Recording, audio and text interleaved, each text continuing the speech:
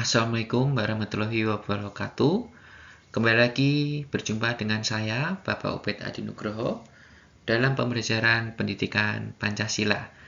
Dalam video kali ini, kita masih membahas terkait dengan menjadi warga negara yang baik. Kalau di pertemuan sebelumnya, kita sudah membahas tentang pengertian dari warga negara, serta bagaimana menjadi warga negara yang baik dan cerdas.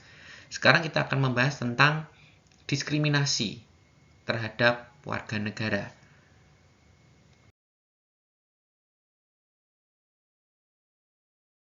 Jika di pertemuan sebelumnya atau di video yang sudah saya jelaskan terkait dengan prinsip-prinsip terkait pelaksanaan hak dan kewajiban warga negara, masih diketemukan problematika atau permasalahan mengenai ketidakadilan yang dialami oleh warga negara terkait dengan pemenuhan hak maupun pelanggaran kewajiban warga negara.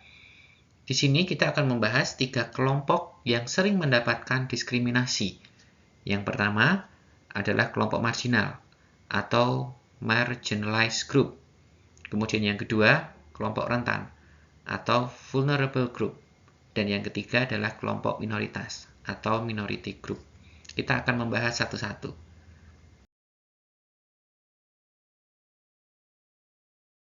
Pertama adalah kelompok marginal atau marginalized group.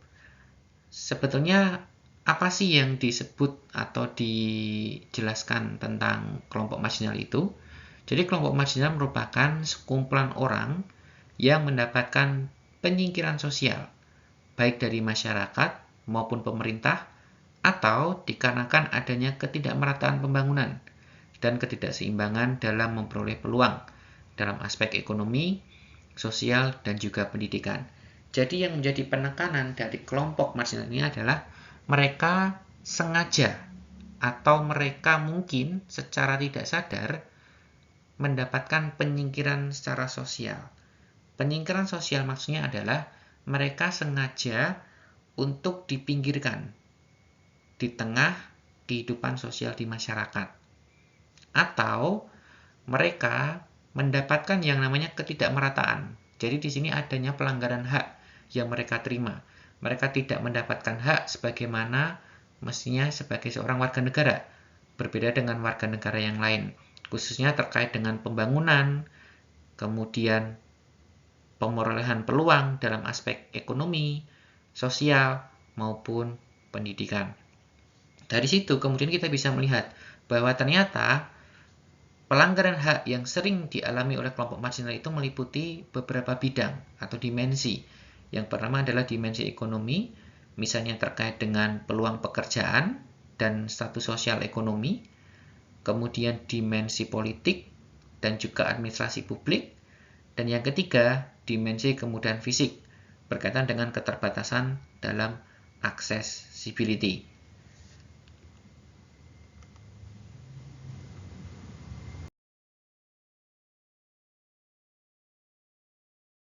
Berikut merupakan klasifikasi atau pengelompokan kelompok marginal.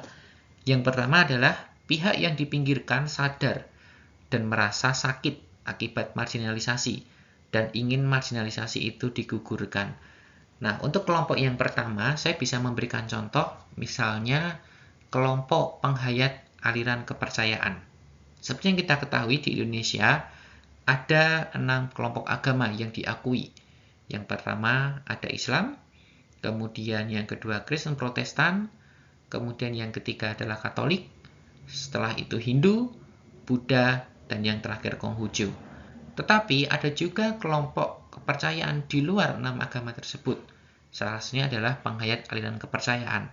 Nah, sayangnya mereka di sini tidak mendapatkan hak sebagaimana mestinya seorang warga negara dan mendapatkan diskriminasi yang berbeda dengan penganut agama yang lain. Misalnya, yang pertama terkait dengan administrasi publik. Mereka susah untuk mencantumkan kolom kepercayaan di KTP dan mereka diminta untuk mencantumkan salah satu dari 6 agama yang diakui. Padahal mereka tidak menjalankan ajaran agama sebagaimana yang 6 agama tersebut. Jelas ini merupakan salah satu bentuk dari diskriminasi. Lalu yang kedua, misalnya lagi terkait dengan bidang pendidikan. Mereka tidak mendapatkan pengajaran agama seperti yang dialami oleh siswa-siswa lain dari 6 agama tersebut di sekolahan. Mereka juga dipaksa untuk mengikuti pelajaran agama dengan memilih 6 ajaran agama yang ada. Dan mereka menyadari bahwa itu merupakan salah satu bentuk diskriminasi dan mereka pastinya memiliki keinginan agar marginalisasi tersebut itu ditiadakan. Lalu yang kedua, pihak yang dipinggirkan tidak sadar mereka telah dipinggirkan dan marginalisasi terus berlaku. Jika pada klasifikasi yang pertama mereka menyadari, tetapi untuk klasifikasi yang kedua mereka tidak sadar dan mereka tetap menerima bentuk diskriminasi tersebut. Kemudian yang ketiga adalah pihak yang dipinggirkan sadar mereka telah dipinggirkan, tetapi tetap menerima marginalisasi tersebut sebagai bagian daripada kehidupan mereka. Jadi untuk yang nomor 3 ini sama seperti nomor 1, tetapi perbedaannya adalah di klasifikasi yang nomor 3 tidak adanya upaya mereka untuk menuntut hak karena mereka sudah pasrah istilahnya dengan menerima diskriminasi tersebut dan menerima itu sebagai bagian dari kehidupan mereka. Salah satu contoh yang bisa saya berikan adalah terkait dengan kasta, misalnya yang ada di India. Seperti yang kita ketahui di India itu terbagi dalam beberapa kasta. Ada kasta Vaisya, kemudian kasta Ksatria, kemudian kasta Sudra. Nah, kita tahu bahwa kasta yang paling bawah sering mendapatkan diskriminasi, tetapi mereka tidak bisa menuntut akan hal itu karena pembagian kasta di India sudah merupakan sebuah kebudayaan, sehingga mereka hanya bisa menerima akan adanya diskriminasi tersebut.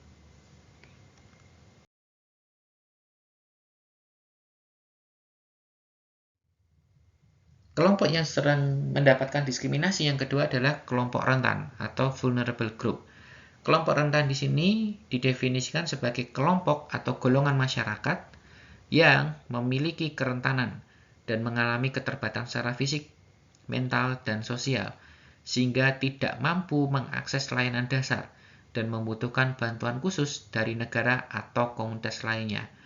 Dalam kelompok rentan ini kita bisa melihat bahwa diskriminasi yang dialami mereka ini dipengaruhi karena adanya keterbatasan fisik, mental, dan juga sosial, sehingga mereka tidak bisa melakukannya sendiri dan membutuhkan bantuan dari negara ataupun komunitas-komunitas lain. Misalnya siapa yang dikategorikan sebagai kelompok rentan? Yang pertama tentunya adalah teman-teman kita dari penyandang difabel. Secara fisik mereka terbatas dan seringkali mereka juga mendapatkan diskriminasi. Misalnya terkait dengan akses pelayanan di bidang pekerjaan. Masih sedikit lowongan pekerjaan yang ramah terhadap difabel. Dan kebanyakan para perusahaan ataupun instansi hanya menerima orang-orang atau warga negara yang secara fisik lengkap. Nah, disinilah pentingnya adanya keterbukaan akses terhadap teman-teman kita yang mengalami keterbatasan secara fisik. Lalu yang kedua, contohnya lagi adalah lansia. Lansia juga sering sekali mendapatkan pelanggaran hak, khususnya yang dialami oleh mereka di kalangan keluarga. Tidak sedikit ada kasus di mana seorang anak yang sering memberikan perlakuan yang keras atau bahkan penganiayaan terhadap orang tuanya sendiri yang notabene sudah terlanjut usia. Lalu yang ketiga, perempuan dan anak. Perempuan dan anak ini juga dikategorikan sebagai kelompok rentan. Sebagaimana yang kita ketahui bahwa sebagian besar kasus kekerasan dalam rumah tangga itu dialami oleh perempuan dan juga anak. Oleh karena itu diperlukan adanya tindakan tegas dari pemerintah dengan memberikan advokasi atau perlindungan kepada perempuan dan anak yang mendapatkan kekerasan di dalam rumah tangga, khususnya dari suami atau dari ayah mereka. Lalu contoh yang lainnya adalah orang dengan gangguan jiwa atau ODGJ. Nah, ini dikategorikan sebagai orang yang rentan dari segi mental. ODGJ juga sering mendapatkan perilaku yang tidak manusiawi, khususnya dari masyarakat. Nah, di sini juga diperlukan adanya peran dari dinas sosial terkait untuk istilahnya memberikan perlindungan kepada mereka dan juga memberikan treatment atau memberikan yang namanya pengobatan agar mereka bisa kembali sebagaimana mestinya dan juga kesadaran mereka bisa pulih dan dapat diterima kembali di tengah masyarakat.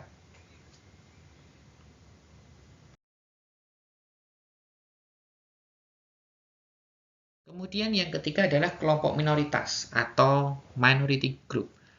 Kelompok minoritas adalah kelompok sosial yang tak menyusun mayoritas populasi total dari voting dominan secara politis dari suatu kelompok masyarakat tertentu. Nah, jika kita berbicara tentang kelompok minoritas, tentu sandingannya adalah kelompok mayoritas. Jadi kelompok minoritas di sini yang menjadi penekanannya adalah kelompok sosial masyarakat yang jumlahnya sedikit dibandingkan dari kelompok-kelompok yang lain. Dan biasanya kelompok minoritas ini didasarkan atas perbedaan karakteristik atau praktek yang bisa kita amati sehari-hari. Misalnya seperti etnis, kemudian ras, agama, orientasi seksual, dan juga mungkin secara fisik atau disabilitas. Beberapa kasus pernah kita dengar melalui televisi ataupun kita membaca di media sosial, kasus minoritas yang dialami oleh kelompok-kelompok agama, misalnya terkait dengan pembangunan rumah ibadah, kemudian pelarangan izin untuk beribadah, kemudian juga diskriminasi terhadap etnis atau ras tertentu. Nah, kita berharap kejadian-kejadian seperti ini tidak terjadi lagi, karena kita tahu bahwa negara Indonesia adalah negara yang multikultural, yang dibangun atas kelompok masyarakat yang berbeda-beda, etnis, suku, agama, maupun ras. Dan para pendiri bangsa kita sudah bersepakat bahwa negara kita dibangun atas dasar ketuhanan yang Maha Esa. Jadi seluruh kelompok agama harus mendapatkan kedudukan ataupun hak yang sama di muka hukum. Baik itu untuk beribadah, baik itu untuk mendirikan rumah ibadah, dan menjalankan aktivitas peribadatan yang lainnya. Baik, saya rasa cukup untuk video pembelajaran kali ini. Terima kasih untuk atensinya, dan nantikan video pembelajaran berikutnya. Akhir kata, wassalamualaikum warahmatullahi wabarakatuh.